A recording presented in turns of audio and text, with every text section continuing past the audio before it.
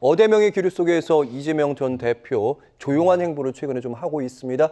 2017년에 대선 경선 당시에 문재인 후보와 함께 붙었을 때 당시 이재명 후보 같은 예비 후보 같은 경우는 사이다 이재명, 선명성 경쟁. 그렇죠. 그리고 나중에 당원들한테 약간 미움도 좀 받았었잖아요. 그랬었죠. 많이 달라졌네요. 예. 왜냐하면 이게 이제 1위 후보와 쫓아가는 후보의 차이예요.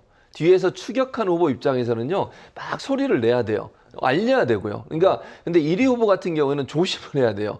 뭐 예를 들면 조그만 말실수 하나 또는 행동 하나가 어떤 파장을 불러올지 몰라요.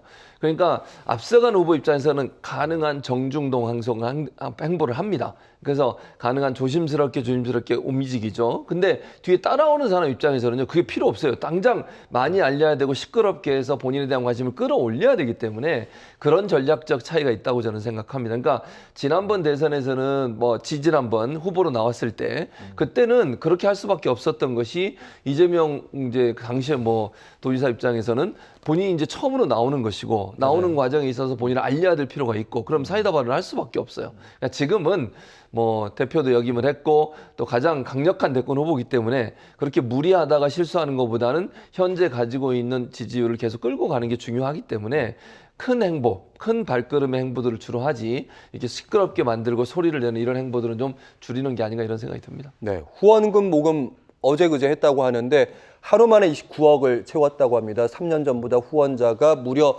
2배나 늘었다고 하고요. 시간도 되게 빨랐습니다. 그러니까 어쨌든 당내에서 이재명 대표에 대한 기대감은 충성도라 해야 될까요? 유권자와 결합도는 상당히 강합니다. 예, 네. 뭐 그건 이미 뭐 충분히 우리가 예상했던 이제 그런 그 상황 아니겠습니까? 이제 그리고 어찌됐건 뭐 당 자체가 그동안 뭐 최근까지 거의 1인 체제로 유지가 됐던 거고 당내 조직 기반도 지난 이제 총선 과정에 이른바 친명공천 통해서 대규모 물갈이해서 싹 다 자기 사람으로 바꿔놨고 그러니까 경선에서 진리가 없는 거죠 지금 상황은.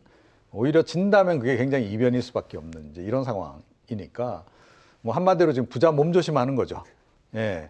그리고 과거에도 이제 우리가 보면 그 경선 과정에서 그 자당 후보자들끼리 서로 주고받은 공방이 이게 본선 때 이 타당 쪽에서 이제 불쏘시개로 활용되는 이런 경우가 굉장히 많았었잖아요. 많았죠, 예. 예전에 뭐 박근혜 엑스파일 뭐 이런 것도 그랬고 예. 이제 그렇기 때문에 이재명 이제 후보 입장에서는 가능한 한 이제 그런 게 없는 게 좋은 거죠.